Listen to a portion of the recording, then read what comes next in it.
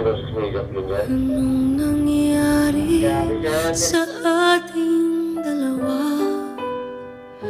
Akala ko noon tayo ay iisa. Ako bang siyang nagkulang o ikaw ang di lumaban sa pagsubok sa ating pagmamahalan? Anong nangyari sa ating dalawa?